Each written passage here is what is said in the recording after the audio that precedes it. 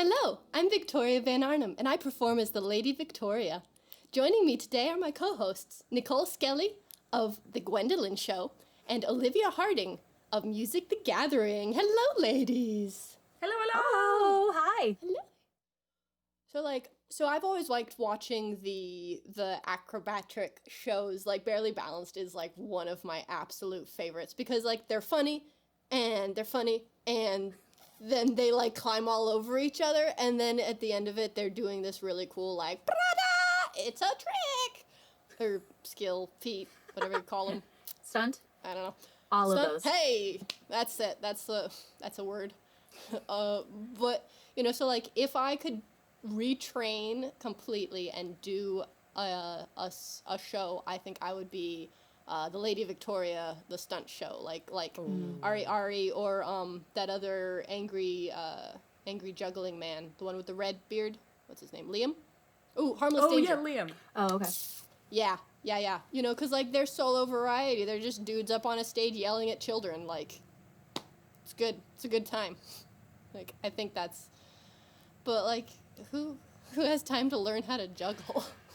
Yeah. I can juggle 3 balls, and I can juggle 1 club really good. Just one.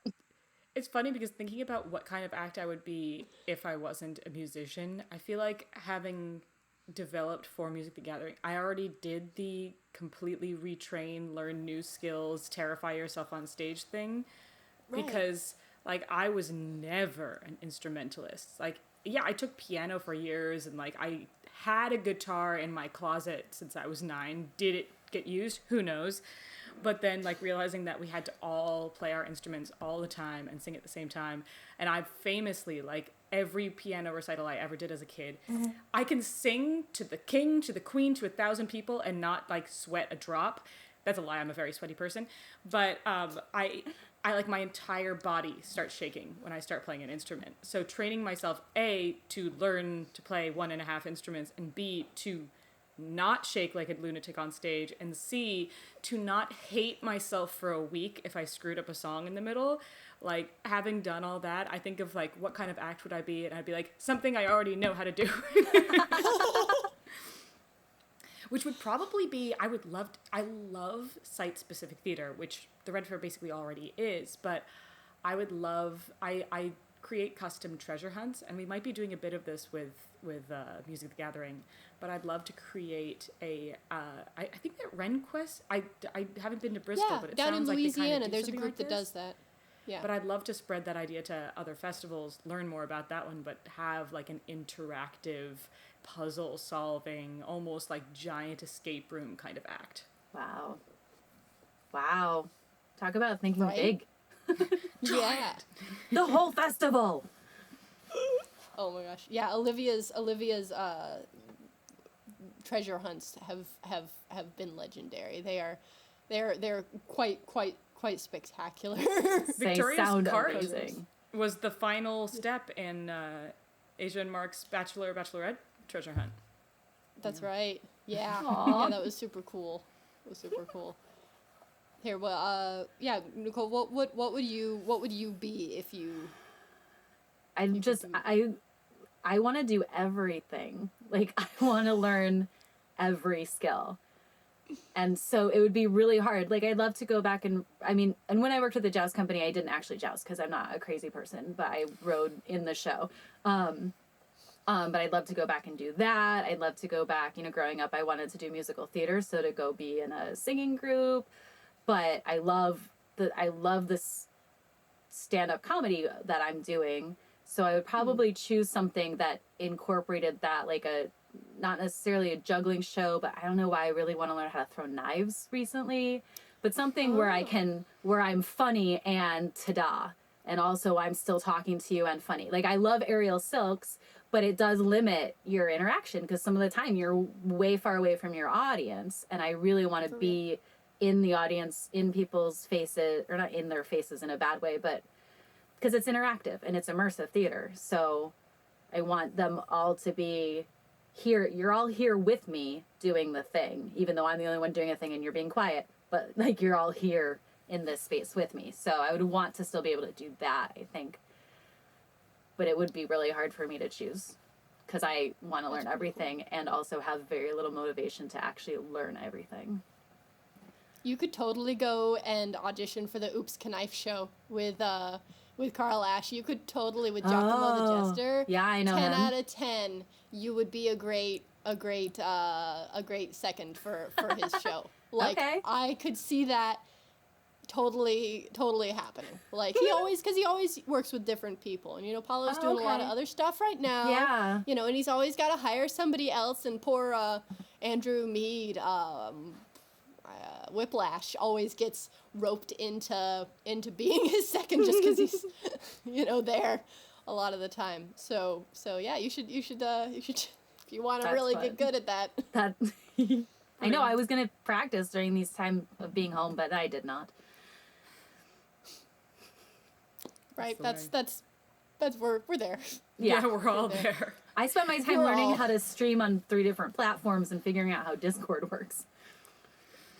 Right? Which is a thing. It's a beautiful thing. I found it to be very lovely, but it's a lot. You don't Yeah. get the It's a lot. reward. Like, when you learn a new skill and then you try it in front of an audience and sort of get it right, and they're still supportive of you, you're like, yes!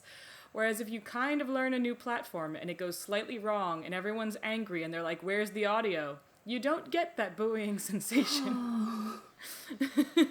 I can't hear you. Where's your program? Your video's off. Like, yes, I know. I'm sorry. Yeah. I can't see you. It's like, my heart is currently in my butt because everything's going wrong. I'm aware. It's all good. Yeah. You don't need to tell me. The other 4 people didn't need to tell me either. So I'm glad we're all on the same page, though.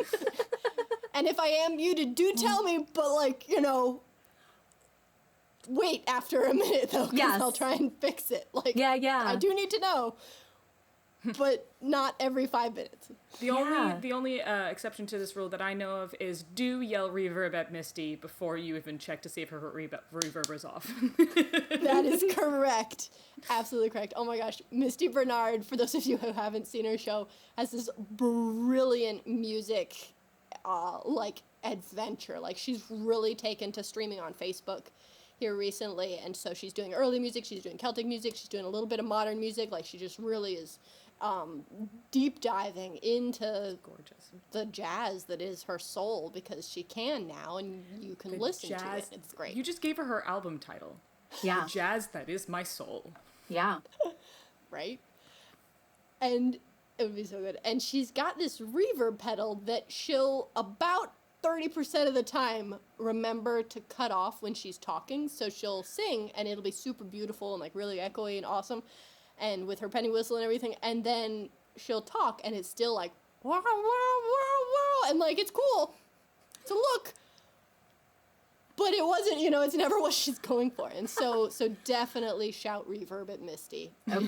Because she needs to remember to hit the button on her pedal board to turn it off. She thinks she might make t-shirts. She should. I may or may not be designing those for her right now. Yes. I got you.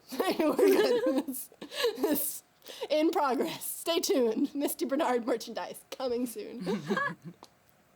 And she's always Lovely. so graceful as well in terms of like if something goes awry, she'll still like be like, well, that was fun, that was silly. Like that's one thing if like for every performer out there, both especially for when we're doing this kind of stuff because it's easy to get discouraged, but also on stage, one of the best pieces of advice I ever received, it was from a theater teacher, and it wasn't even a piece of advice, it was a statement.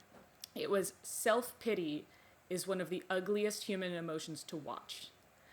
And it is so true that if you make a mistake, do anything except start pitying yourself and getting discouraged, because people watch that and they go like, oh, Yeah. If you're like, well, that just happened. If you get like goofily angry at the instrument or the thing that messed up, like anything except getting down on yourself and like just plow through. That's I think the number one piece of advice for all performers.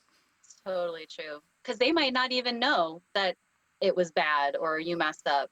The London Broil show is a 3-man juggling show, and I love when they drop, you know, every juggler drops, and it's never on purpose or anything. It's never like, oh, we dropped it because it's really hard. Like they'll drop it and they're like, and the audience will be like, oh, and they're like, I know, boo that club. And they'll take the club and they'll throw it over the fence behind the stage sometimes. Or they'll be like, no, don't talk about it. Or, you know, they'll try something twice because they have a lot of really tricky technical juggling patterns. Yeah. They'll try something twice.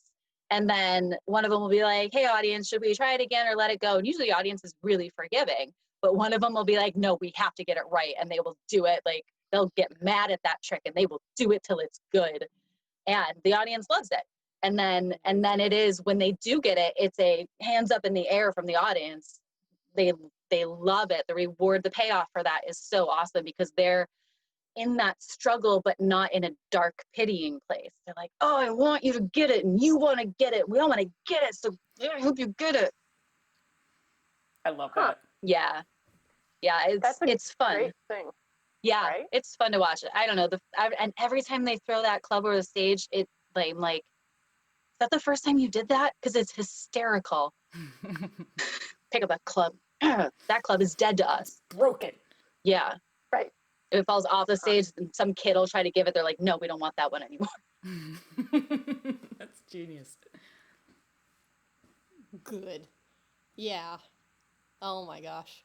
Yeah, that's like best advice for like a performer first time or otherwise. Like definitely just if something weird is happening, it's what it's happening. Like that's everything that's happening. There's nothing wrong that's happening. I mean, there is something wrong that's happening, but we're either going to talk about it and I'm going to tell you what's going on or we're not. Like it's like that. And at Renaissance fairs, like I think that one of the main things that unites every Renaissance fair performer and worker all around is their ability to deal with change and variables.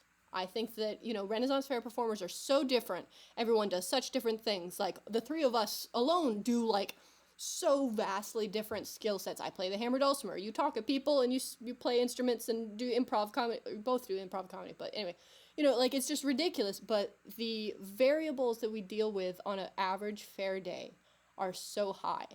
Is it wet? Am I wet? Is my makeup on? Do I have anything? Am I sleeping in my car? Am I sleeping in a house? Like, do I have to drive? Is there traffic? And that's before the fair even opens. Like, you know, and then once the fair is open, like, are there patrons there? If the patrons are there, are they too hot to pay attention? Are they too cold to pay attention? I don't know if that's a thing. I haven't been to cold fairs very much before. Okay, so yeah. Mm-hmm.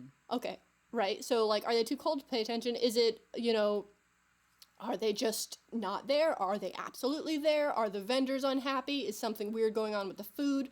Do you have power? Is your batteries charged? You know, like, dealing with those, and some of that can be dealt with preparation, you know, so like that's the other kind of thing is like what unites us all is being able to deal with those variables, and then what is the like unifying factor of success is able to prepare for absolutely everything, even if that preparation is just being so one with yourself that when your microphone goes off, all of a sudden you're able to just yell at people and accept that you're now going to be hoarse. You know, that's just it. Like, that's fine. That's my one, I feel like that's my one superpower from when I, like, if nothing else, if I have no talent musically, if I have no talent comedically, I can yell at a group of people and cut through the sound. And I'm like, that's my C-level superpower. I'm good. But it's good to have that on these, like, crazy weather days or crazy power days.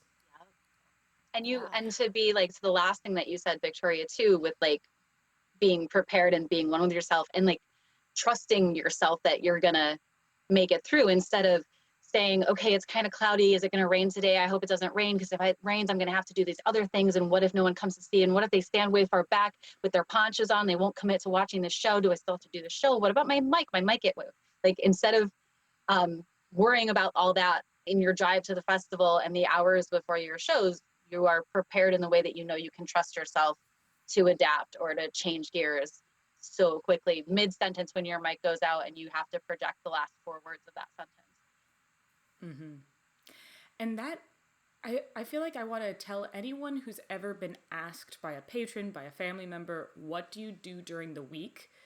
Like, everyone in the world should hear, you are enough, but I feel like Ren Fair performers need to hear it more, you are enough, because maybe you are doing a ton during the week, but if you're not, that's okay, because people don't seem to realize, like, how we murder ourselves sometimes every weekend. Like, if there are weather issues, if it's 100 degrees, like, people who are, I remember talking to people on cast at Tuxedo who had full-time jobs, and they would wake up on Monday and feel like they got hit by a bus, but they would still have to go to work.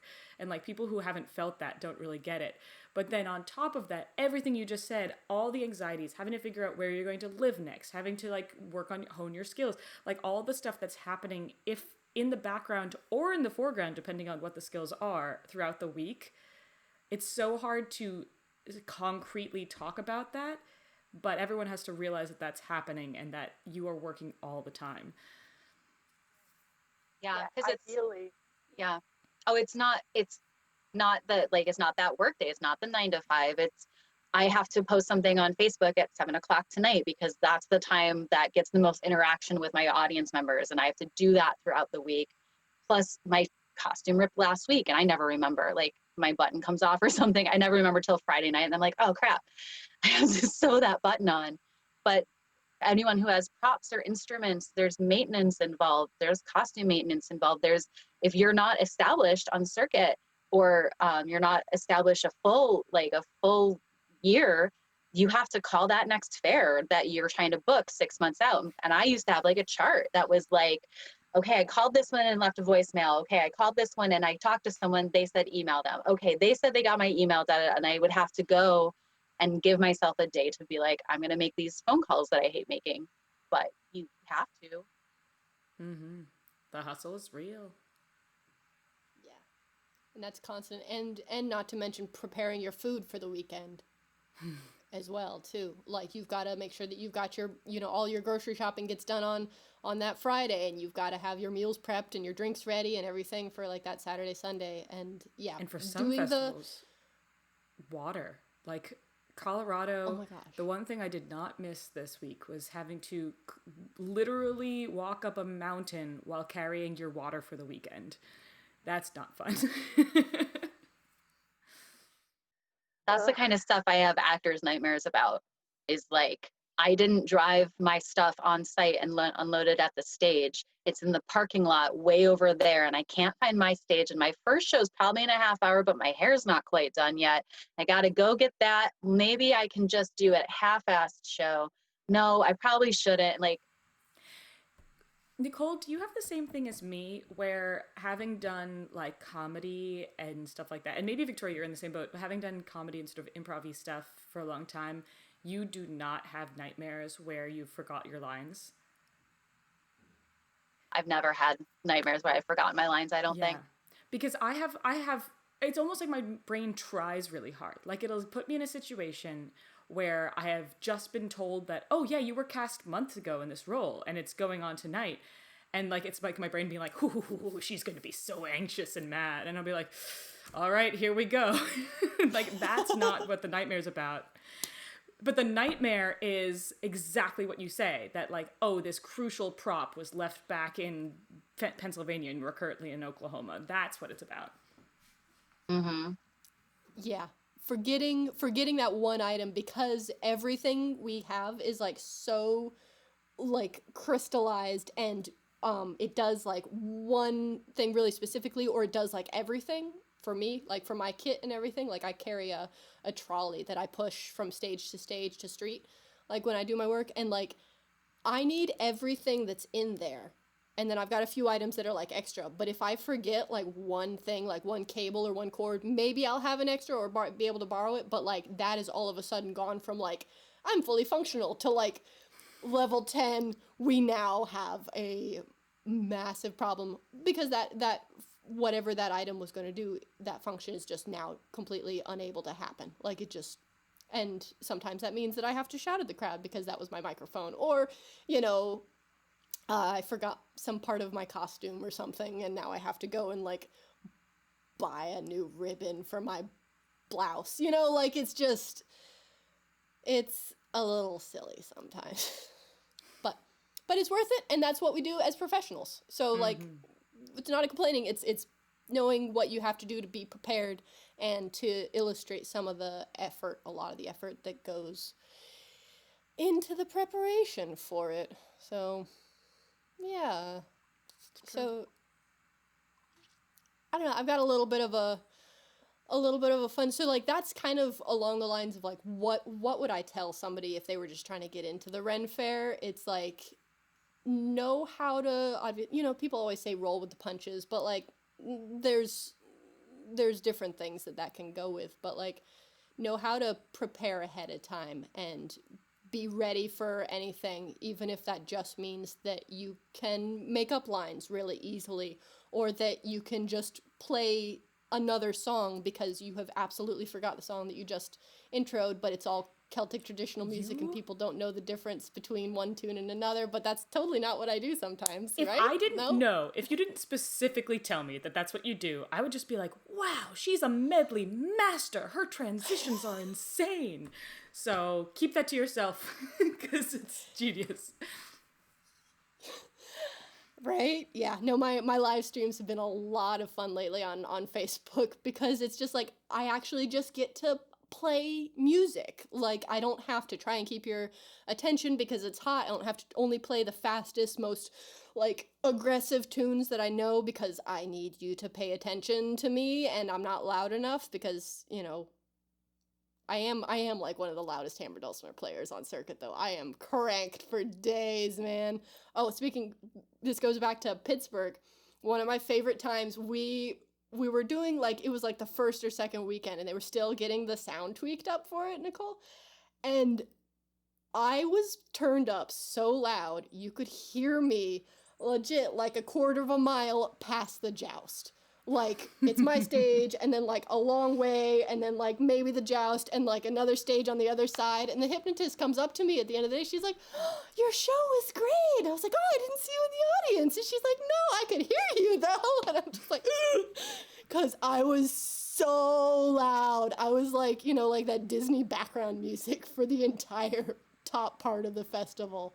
And I was like, that's it. That's as hot as it should be. Let's go. That was impressive. They turned me down after that, but Pittsburgh has weird acoustics though, because it's kind of like a mini valley, and sometimes also the sound. Like, wasn't there an issue where the Dirty Show got picked up by the Cracks speakers? It did, yeah. Yeah, so sometimes microphone frequencies will cross over, and the Nasty Show was blasted on the Cracks like end of day or middle of day or whatever, like regular family friendly like Drinky Dinky kind of program, and all of a sudden it was like it's like, kill it turn it. Yeah, we've had that at Maryland. I feel like puke and snots stuff came through my partner and my mics, and whoever was on stage came backstage and was like, one of your mics is on, and we're like, no, it's not. We've like taken our mics off. I think it was puke and snot. Oof. That would be something to hear, not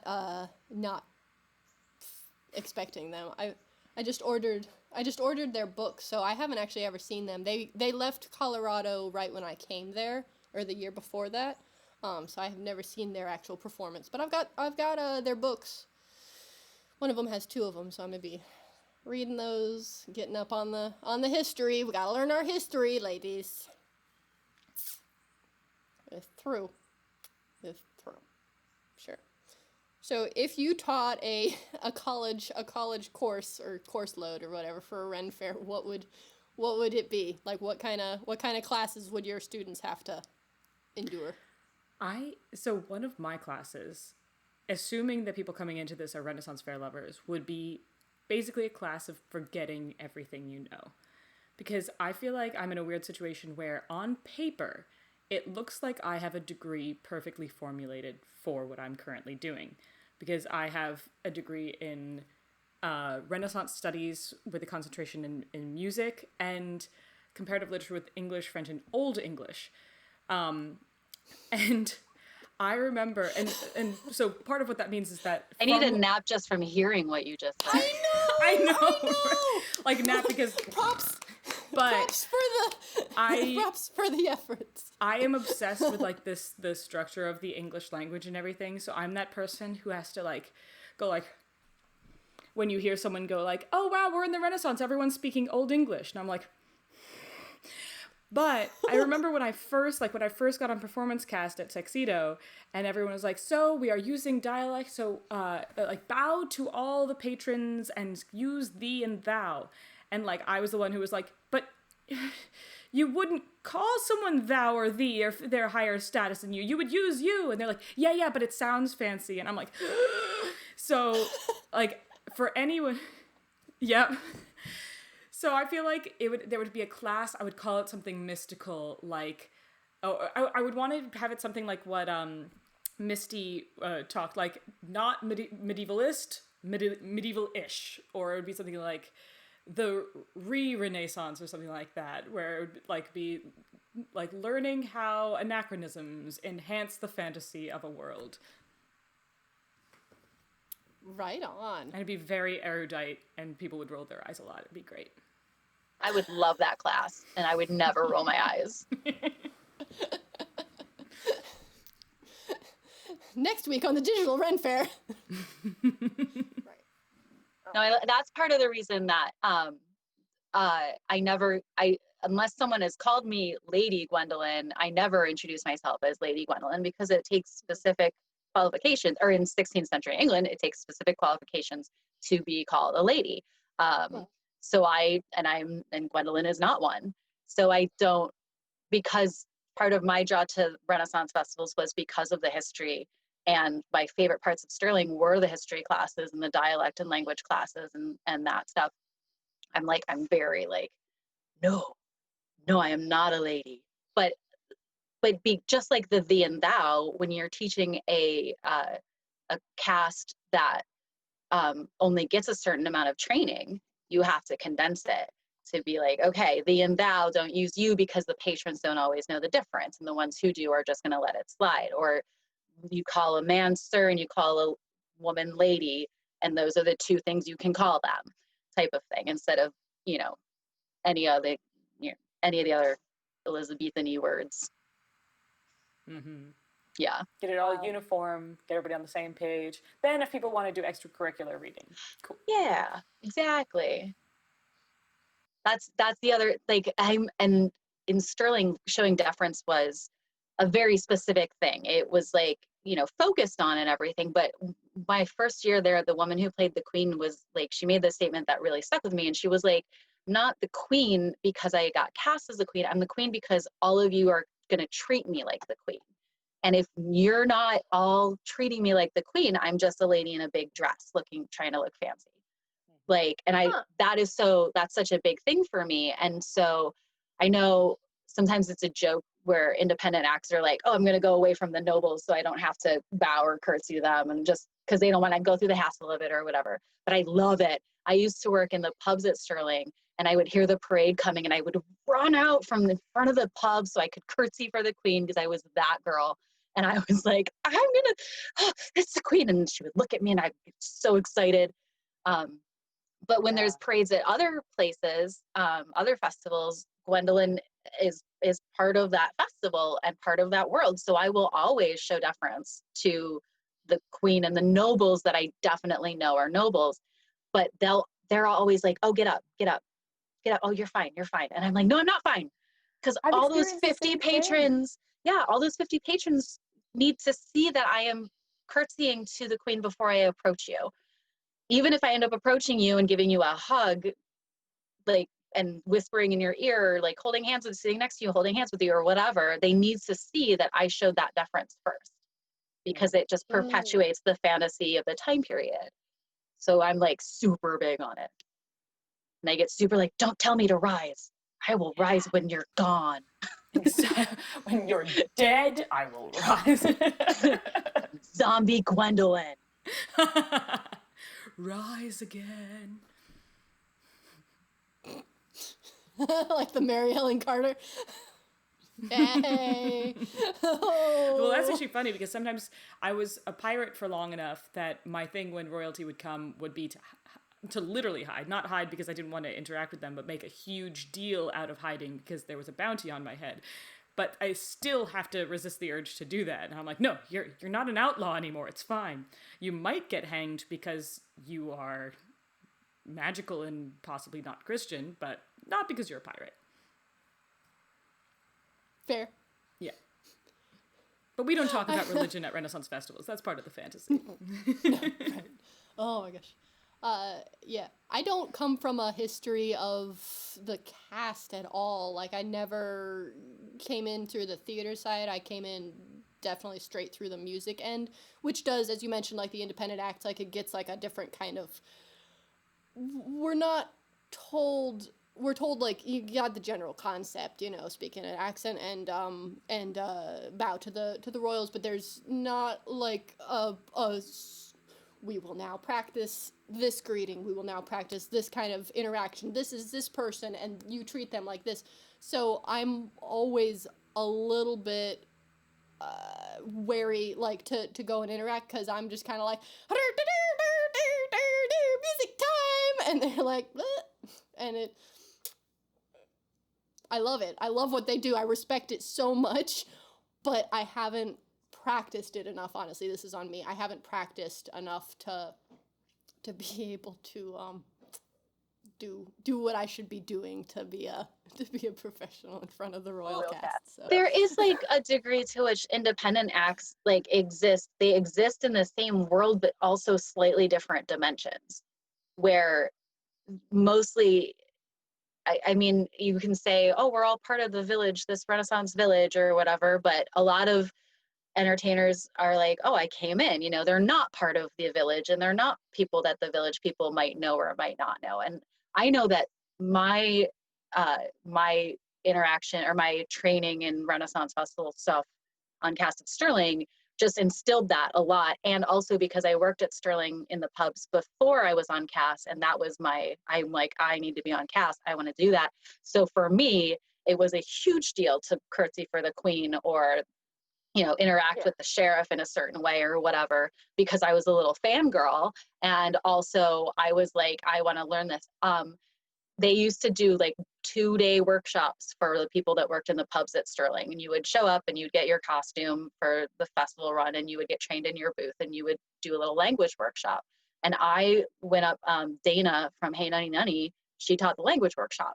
And I went up to her and I was like, do you have any of those tapes that I could borrow so I can learn how to do the dialect and an accent? So I think I still have it probably, but I was that girl. So it's instilled with me. But when I see other performers that aren't necessarily showing deference, I'm not like as much as I would be for a cast member, like a mud beggar cast member going up to a cardinal or something and just being buddy. Have you ever had the experience at certain festivals? I feel like there are certain cast members who almost like to test the independent acts. That they'll meet you in the street, and it's always an interesting experience because it's like, A, do I have somewhere to be? B, do I want to get into this because this has now become like a friendly little battle? And like, C, if I go through with this, will I have to worry about being stopped by people in the street while I'm rushing from one show to the other in the future? But it's always really interesting that it's only at certain festivals does it happen, I find. Yeah. I've had some of those interactions, and it's a little, I feel a little bad for them because it's like I've got about 1 or 2 really good like quick clips that I can give back to them and like give them what for, but that's it. Yeah. And I'm sorry, but like I'm working on my improv comedy. It's something I'm working on, but I've got those couple of funny lines, and you're gonna hear the same ones every day until I really work through to the next couple. And I feel sorry for these cast members who will continue to do this lovely little bit with me, and it's really great and the crowd loves it and we engage and everything, and I feel a little bit bad because we're just going to do the same one for a minute here. But it's only the same to you and the cast member. It's not the same to any of the audience members. True. Yeah. So that's the Good thing. point. You know, there's a lot of I've been in a lot of morning meetings where they've been like, remember, this is the 8th weekend of this fair, but it's some people's first time here ever. So, Mm. and Mhm. that comes to a lot at the end of the season when some of the end weekend or the last day of the festival, some of the cast people will try to do like they change things up, or they try to do pranks on each other, or they try to make it wonky or throw each other off. And so usually it's the entertainment director being like, don't do that, because we need to provide the same show we've been providing for the past 8 weekends to these people who have never been here before or never seen you before. I have I have a little bit worked out in Arizona. My stage is the Royal Pavilion, and right before me, the whole court is there. And because I come up with my sign for advice, the queen always asks me what she should have for lunch. And I try to make it as long of an explanation, long, ridiculous explanation as I can. A couple times she's been like, okay, I have to go now because we have to leave. But it is that funny thing where I'm like, I don't want to do the same thing every time. But if she's only asking me one question, I can't change the subject because it's the queen, you know. Right. But it's an interesting, like, I want to play with you. Yes, I want to interact. I want to be part of this world. But I don't know. I don't know how. Yeah, it can turn into the same thing. And it's interesting that even patrons often don't mind repetition. Like, we've had situations where a patron will like insert themselves into a show we do and like do a cute little bit, and we'll be like, that's cute, and then they'll do it like the next time they come, and it's, even though they're the ones doing it and they're seeing the same thing, it's exciting for them. They're part of it, and so Yeah. they're into it. That's a like, good point. Okay, cool. Yeah. The fine line between repetition as a boring concept and repetition as a familiarity is like a constant. I think that that's like a major overarching question, because there's some acts that have been doing literally the same show for 30 years. Like, their jokes have not been upgraded since pre-90s, 90s. Maybe they got an up rewrite, a little bit modernization, but no, they ain't going nowhere. And then there's musicians who also have the same set of music and they perform that, but it's clean, it's perfect, it's right. They've got all the punchlines in the right spot, they got all the notes in the right place. Everything is just like machine work. And they get there's a lot of fans for that. Like, there's a lot of people who love to see that. And then there's other performers and things who like to do a different show each time, a different kind of variety act. And I've heard it, or a variety, if they're a variety act, I've heard it explained as some people like to paint a painting and then show it to you. And then other people like to paint it in front of you. You know, they've worked on these skills and everything, and they're going to paint the painting in front of you, more like jazz style. Like, you know, I've practiced all this so that I can create this one thing this one time.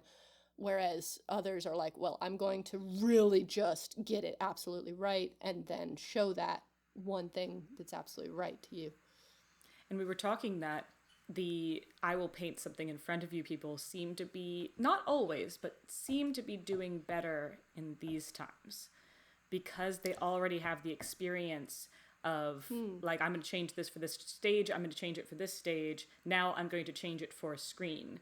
Whereas the people who are like, but I have been doing the same masterpiece for years and years and I don't know how to put it onto the screen, they're less likely to move to live or pre-recorded. Yeah, that's an interesting tie-in. Yeah. And I think too, it can be not always, I've been doing this same show for 30 years. It's that skill that we talked about earlier, being able to just switch gears, even though the situation in Faire's closing has been a rolling thing, but to trust yourself to switch gears, to be like, I'm going to step out of my comfort zone and become a slightly different performer, because I can't do that painting. I can't show you that painting right now. So I have to alter what I'm doing. Thank you so much for joining us, Ren Faire fans. And I've been Victoria Van Arnhem, also known as the Lady Victoria. You can find me at the Lady Victoria on all of your favorite platforms. I stream every Monday night at 6 p.m. Eastern on Facebook. And I have been Nicole Skelly, and my show is The Gwendolyn Show, and you can find me on Facebook, YouTube, and Twitch under The Gwendolyn Show. And I am Olivia Harding. I'm Liv the Druid from Music the Gathering, and you can find Music the Gathering at musicthegathering.com, which is also where we have our trading cards representing musicians from all over the Renaissance Festival circuit, or on social media at Music the Gathering Band on Instagram and Facebook. Awesome.